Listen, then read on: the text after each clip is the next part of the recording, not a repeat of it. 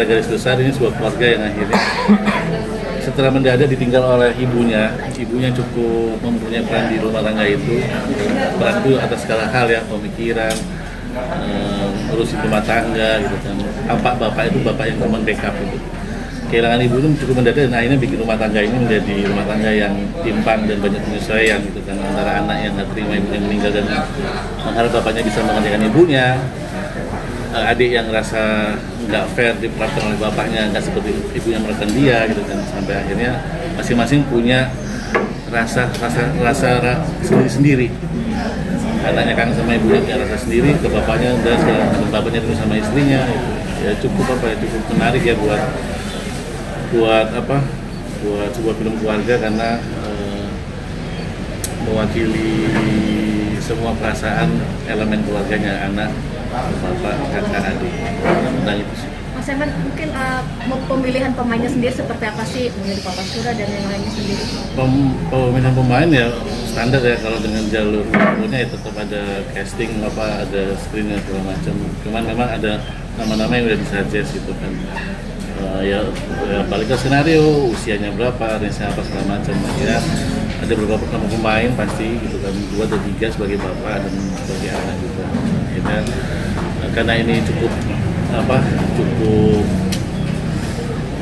harus believable, rasanya harus ada karena cuma film drama murni. Jadi akhirnya memadupadankan karakter atas nggak cuma peran tapi fisiknya, ketemu adik kakak yang cocok, ketemu bapak yang lumayan kuat di karakter, tapi gimana bisa maduin ke fisiknya, misalnya ya kita cari ibunya yang bisa mewakili itu, ketemu Uli gitu. Nah, akhirnya dari kurasi itu ya pasti lewat beberapa pertimbangan dari apa yang kita pilih secara karakter, akhirnya begini. Ya, prosesnya sih sebenarnya proses biasa. Mas Surya mungkin udah sering ya memerankan karakter seorang ayah. Bukan dong Pak. Ibu dong. Sering. Ada nggak sih mungkin perbedaannya, dan ini kan menjadi sebuah single parent ya dengan anak yang dewasa, itu ada perbedaan nggak atau gimana gitu cara mendalaminya? Kalau saya yang paling berasa di sini adalah kehilangan ya, terus beradaptasi, menyesuaikan dan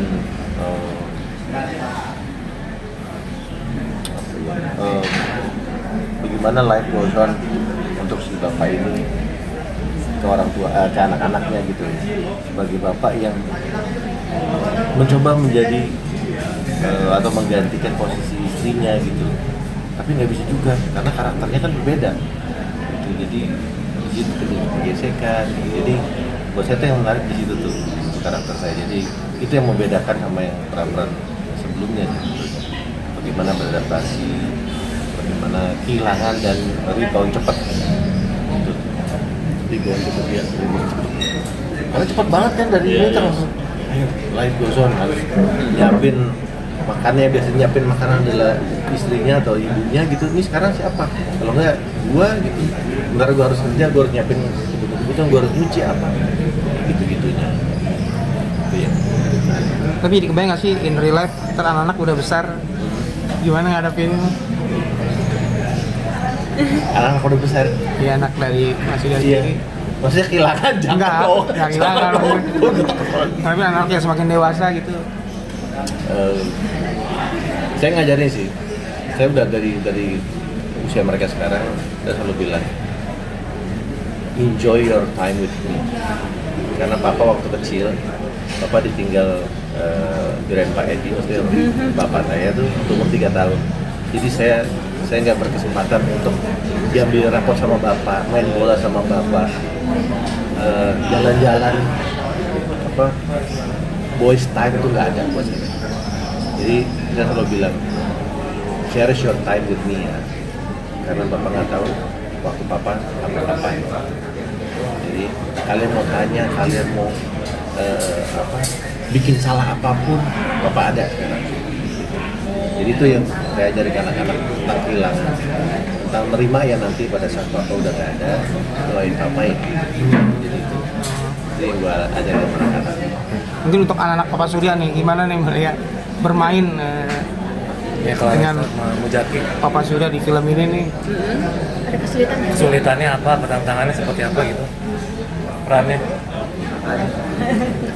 Enggak, kalau misalnya kesulitan, to be honest, ini proses yang menyenangkan banget. Sangat menyenangkan. Untuk assembling case-nya, directornya, dari naskah yang udah terus penulisnya, menyenangkan, terus terasa dinamis juga prosesnya. Dari awal kita saling terbuka dengan karakter masing-masing. Terus seperti yang tadi saya sampaikan, karena kita seperti kita kehidupan sebenarnya, kita nggak tahu perspektif masing-masing orang di film ini. Aku juga nggak tahu perspektifnya Adit seperti apa, perspektif Bapak seperti apa, tapi justru itu yang bikin permainan kita hidup gitu sih.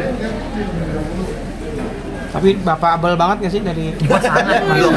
Kalau gue bilang ibu banget ya, ini bener. Banget. Seperti bapak sendiri. Bapak Jokesnya juga bapak-bapak banget kan. benar. Masa sih? Mas, tapi peran di sini maksudnya edukasinya yang mau disampaikan apa sih, lebih kemana goalsnya di film? Pesannya? Misalnya sih kalau pesan tuh untuk kita film seperti ini kayak kita nggak pantas untuk punya pesan khusus atau edukasi khusus. Tapi ini film buat feedback yang nonton. Karena masing-masing orang punya keluarga dan masalah masing-masing. Cuman nilai itu tidak pernah berubah. Ditinggal orang pergi itu, manusia dimanapun punya nilai yang punya rasa yang sama. Jadi feedback itu akan kita kasih ke mereka. Ada yang mungkin kehilangan karena meninggal atau berpisah atau cerai, apapun itu pasti ada rasa yang sama. Nah, bukan mendidiki atau sebuah rasa yang kita mau sampaikan, itu cuma kasih tahu bahwa di film ini ada sebuah cuplikan kehidupan yang mungkin beda sama kalian tapi dengan rasa yang sama. Nah, mungkin bisa diambil dari situ. Anak-anak bisa ambil pasti. Umur Muzaki pasti akan punya nilai sama filmnya. Si kakak punya adik dan punya orang tua sama. Bapak yang ternyata bapak itu nggak cuma dilihat sebagai bapak loh. Bapak itu punya istri kan. Ada kenangan romantis yang akhirnya kita sediain juga. Dia curhat sama istrinya gitu. Nah itu kan menurutku lengkap ya, menarik ya, dengan tidak harus mengasih pesan tertentu, tapi orang pasti akan bisa menilai atas punya refleksinya masing-masing. Berharap sih itu. Oke, mungkin Mas penulis nih ngambil gambar dan cerita ini dari real life atau seperti apa sih Mas? Enggak, jadi sebelumnya kan saya juga nulis buat tentang ibu. Jadi waktu itu kepikiran gimana tentang bapak, tapi tetap menyertakan sisi ibunya gitu. Kayak gitu sih. Juga tentang keluarga yang kehilangan istri dan kehilangan ibu dalam satu waktu. Dan kayak banyak keluarga sibuk masing-masing tapi bersatu di meja makan. Di film ini kayak gitu.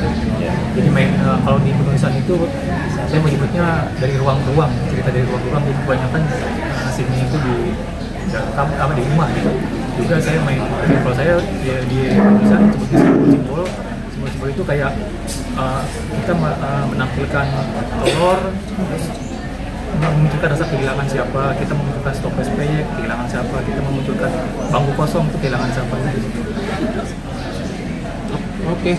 Terima kasih Mas.